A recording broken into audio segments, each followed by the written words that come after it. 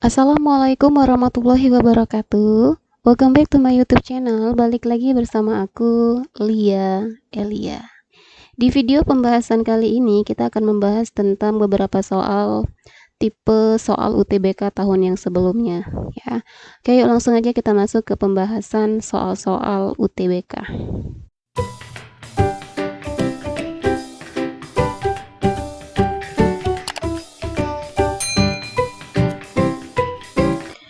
Diketahui suatu reaksi kesetimbangan 2A ditambah B menjadi A2B. Pada kondisi awal, di dalam bejana 1 liter terdapat 2 mol A dan 2 mol B. Jika dalam kesetimbangan terdapat 0,5 mol A, maka tetapan kesetimbangannya. Untuk mencari nilai tetapan kesetimbangannya atau KC, kita harus tahu masing-masing konsentrasi zat tersebut dalam keadaan setimbang. Mula-mula nilai mol A 2 mol, mol B juga 2 mol. Kalau mula-mula A2B belum terbentuk. Jika dalam kesetimbangan terdapat 0,5 mol A, berarti yang disetimbang ya, 0,5. Nah, untuk mencari yang di bereaksi, 2 dikurang berapa hasilnya? 0,5 dikurang 1,5. Jadi yang bereaksi itu 1,5 dari 2. Untuk mencari mol yang di bereaksi, bagian B, 1/2 dikali dengan 0,5. 0,75. 2 dikurang 0,75 hasilnya sama dengan 1,25. A2 sama ya karena koefisiennya 1, 0,75 juga. 0,75. Sekarang kita masuk ke rumus KC. KC sama dengan konsentrasi produk dibagi dengan konsentrasi reaktan dipangkatkan koefisiennya masing-masing. Konsentrasi A2B, mol setimbang kita bagikan dengan volume, karena volumenya di soal 1, jadi nggak usah kita bagiin, karena sesuatu bilangan apapun kalau kita bagi 1 tetap bilangan itu sendiri ya. Konsentrasi A2B, jadi 0,75 dibagi 1 hasilnya 0,75.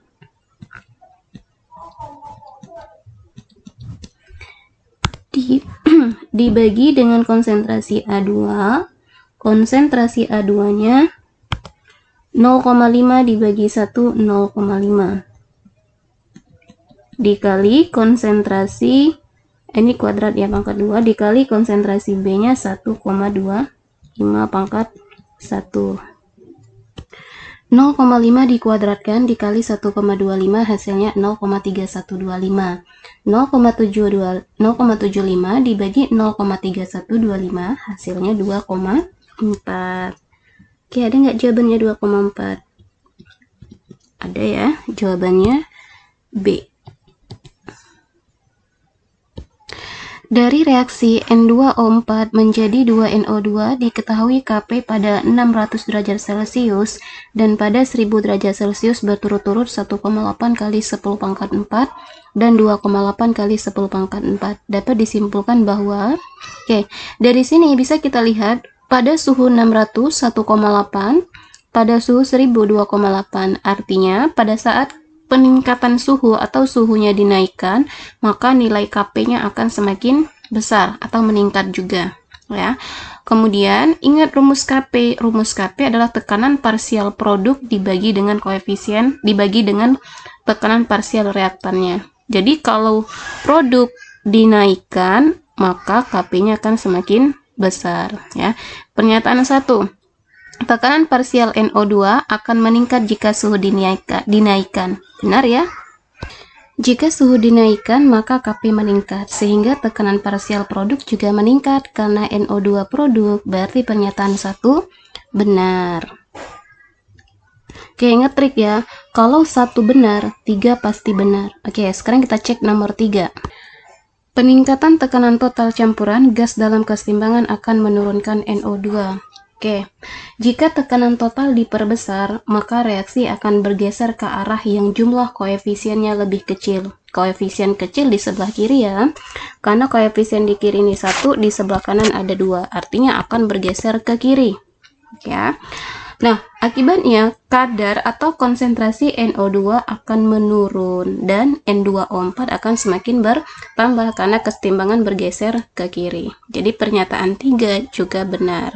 Oke, kalau 3 benar, langsung cek nomor 4 ya. Oke, KP sama dengan KC.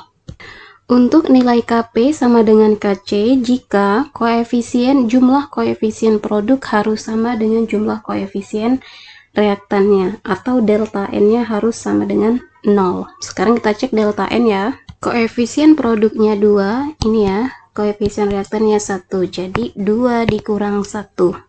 2 kurang 1 sama dengan 1. Jadi pernyataan keempat salah, karena delta N-nya tidak bernilai 0. Kalau 4 salah, belum tentu 2 salah, harus kita cek dulu. Nomor 2, delta H-nya lebih besar dari 0. Sesuai pernyataannya, jika suhu dinaikkan, maka Kp juga akan membesar, sehingga reaksi bersifat endoterm. Reaksi yang bersifat endoterm, delta H-nya lebih besar dari 0. Jadi pernyataan 2 benar. Jadi pernyataan 2 juga benar. Kalau pilihan 1, 2, 3 benar, jadi jawabannya A. Pada 298 Kelvin, reaksi N2O4 menjadi 2NO2, delta H-nya 57,2 kJ, diketahui mencapai kesetimbangan dengan Kp 0,14. Dapat disimpulkan bahwa nomor 1, reaksi tersebut bersifat endoterm. Benar ya, karena nilai delta H-nya bernilai positif.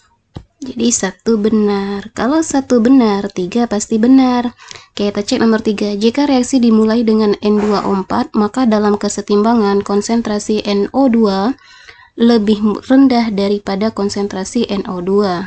N2O4 ya benar, karena posisinya awalnya N2O4 itu mula-mula. Sedangkan kalau mula-mula N2O4 itu masih utuh, sedangkan NO2 sebagai produk itu belum ada atau belum terbentuk. Jadi pernyataan 3 benar. Cek nomor 4. Peningkatan suhu akan meningkatkan kadar N2O4 dalam campuran reaksi dalam kesetimbangan. Kalau peningkatan suhu akan meningkatkan N2O4. N2O4 di sebelah kiri ya. Kalau suhu diperbesar akan bergeser ke arah reaksi yang endoterm. Reaksi kita dari kiri ke kanan sudah endo, artinya dia akan bergeser ke kanan. Karena reaksi bergeser ke kanan, otomatis N2O4-nya akan berkurang, bukan bertambah. Jadi yang bertambah adalah NO2, karena reaksinya bergeser ke kanan ya. Jadi pernyataan 4 salah, karena reaksinya geser ke kanan. Pernyataan yang kedua, jika 2 mol NO2 bereaksi pada 298 Kelvin hingga mencapai kesetimbangan, maka akan diserap kalor sebanyak 57,2 kJ. Jika NO2 bereaksi, artinya posisi NO2 di sebelah kiri, sehingga delta H-nya nanti bersifat negatif atau eksoterm. Jadi pernyataan kedua juga salah. Kalau reaksi eksoterm, artinya dia akan melepaskan kalor ya. Jadi yang benar hanya 1 dan 3. Kalau 1 dan 3 yang benar, jawabannya adalah B.